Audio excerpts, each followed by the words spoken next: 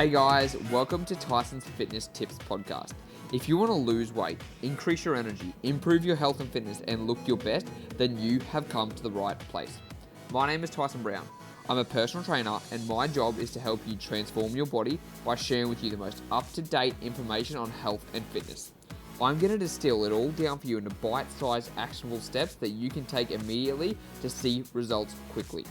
Now, every Tuesday and Thursday, you can expect a brand new episode, which will be a mixture of interviews with top experts from around the world in the fitness space, and as well as solo episodes from myself, sharing with you exactly what action steps you need to take to transform your health, your body, and your life. So, let's get into the show.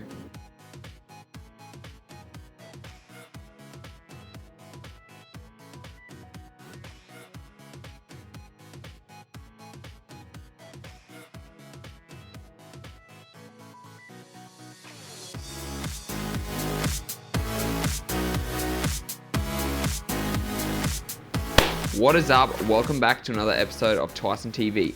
This is the series number 5 of intermittent fasting, and today I'm going to be sharing with you what you can eat and what you can't eat while doing intermittent fasting.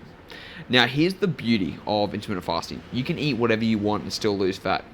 No, not really. But seriously though, you can eat some of the food you enjoy, you can still drink alcohol, you can go out on a Saturday night and lose fat if you follow what I'm going to teach you today, right? So, in order to know what you should and should not be eating, first of all, there's a simple rule. You just, for the 90% of the time, you don't eat processed garbage, packaged food, right? You don't eat shitty takeaway food. You don't eat all that stuff that you know you shouldn't be eating. And the reason I say 90% is because when you aim for 90%, you probably hit 80%, right? And 80% is a lot better. But if you aim for 80%, then you might hit 60 or 70%, and then you kind of fall into the range of you're not in the optimal health. So if you aim for 90, if you get under that, that's okay. So let's say 90% of your calories are whole nutritious food, and 10% of your calories can come from kind of whatever you want. Can it be chocolate? Absolutely. Can it be pizza? If it's going to fit, it can be anything you want, because at the end of the day, intermittent fasting is about a manageable approach to help you have a good lifestyle while still being able to lose fat, okay? So I'm now going to explain to you how you can actually figure all this stuff out. So the first thing you need to do is you need to get your body weight in kilograms. Now, you can do that really simply by, if you're in pounds, you divide that number by 2.2. So if you're 150 pounds, you divide that by 2.2, and that'll give you your weight in kilos. So if you have your weight in kilograms, which for me, let's say 70 kilos, right? And you're looking to lose stubborn fat. So you need to get your body weight in kilograms and you multiply that by 30. That's going to give you maintenance. Now, what maintenance means is that's how many calories you need to do to stay at 70 kilos. So if we do 70 times 30, that's 2,100 calories you need to be eating every single day to maintain that 70 kilos of body weight. If you eat more than that, you will gain fat. If you eat all muscle, if you gain less than that, you will lose fat, okay? If you eat too little, you'll also lose muscle, right? So we want to figure out how much you can eat to burn fat while still being able to maintain your lean muscle and still be able to have some fun with your food, okay? So if we know that 2,100 calories is what's going to be for maintenance, we need to reduce that by 10 to 15%. Now, 10% is a good conservative number to start off with, and 15% is more of like an aggressive fat loss. Now, the reason I always say start with 10%, because if you can still lose weight on 10% less than what you're eating at the moment, that's really, really good, because you can eat more food and still lose fat. Sure, it might take a little bit more of time, but you're going to maintain lean muscle mass, you're going to less likely binge, and you're going to be able to stay on track longer and keep the weight off because you're not being so aggressive. So if we did 2,100 calories and you took away 10% of that, which is 210, you technically need to eat 2,890 calories. You just round it up, 2,900 calories, right? So 1,900 calories. So 2,100 take away 10% equals 1,890 calories. You just round that up by 10 calories. So 1,900 calories you need to be eating every single day in order to lose fat. So then if we look at that, the 90-10 approach, that means 200 calories, or 300 if you get to 80%, can come from fun foods. So you can have some chocolate, you might be able to have 1 or 2 slices of pizza, you might be able to enjoy that, whatever you have, a couple of lollies, whatever that's going to be.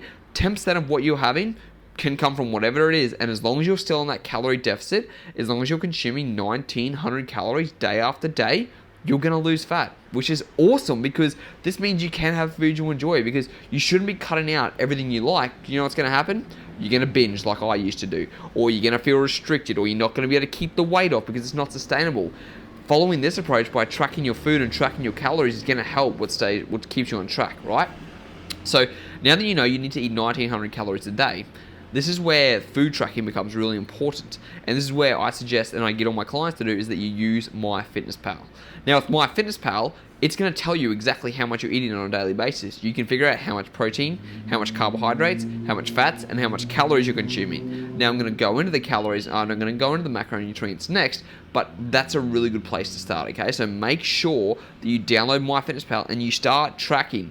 Yes, it's going to be a little bit annoying. Yes, it's going to be a little bit of a pain in the ass at the moment trying to figure stuff out. But once you get it figured out, it's so simple.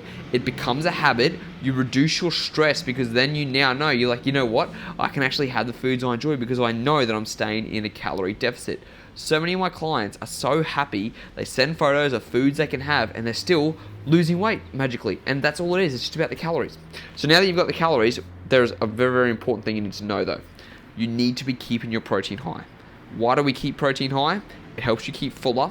It helps with muscle repair. It helps with muscle maintenance. It helps with other systems in the body. And one thing, when you're feeling fuller, you're not going to overeat. Plus, protein tastes amazing, right? So to figure out your protein needs, there are two different ways.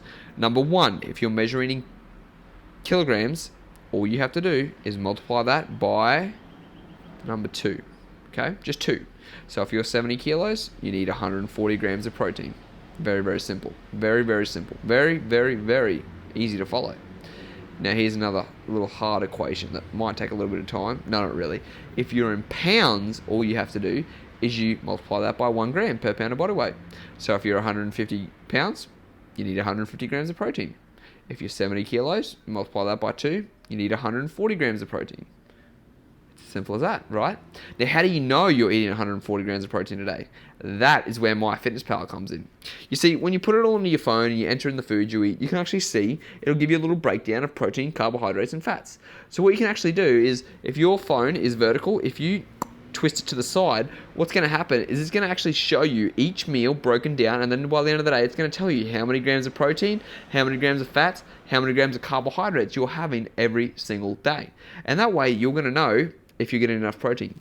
Now here's the thing, most people, they don't get enough protein. So tracking your food is very, very good for awareness. Now, what you know about your protein, what about carbohydrates and fats? To be honest, it doesn't really matter. It's the honest truth. You find out what works best for you. Do you like having more fats or do you like having more carbohydrates? You've got to find out what works for you. I usually give my clients 1 gram of fat per kilo of body weight. So if they're 70 kilos, they'll get 70 grams of fat. That means they have 140 calories for 140 grams of protein, 70 grams of fat, and the rest can come from carbohydrates. If they would rather have more carbohydrates because it keeps them fuller for longer, I'll swap it around.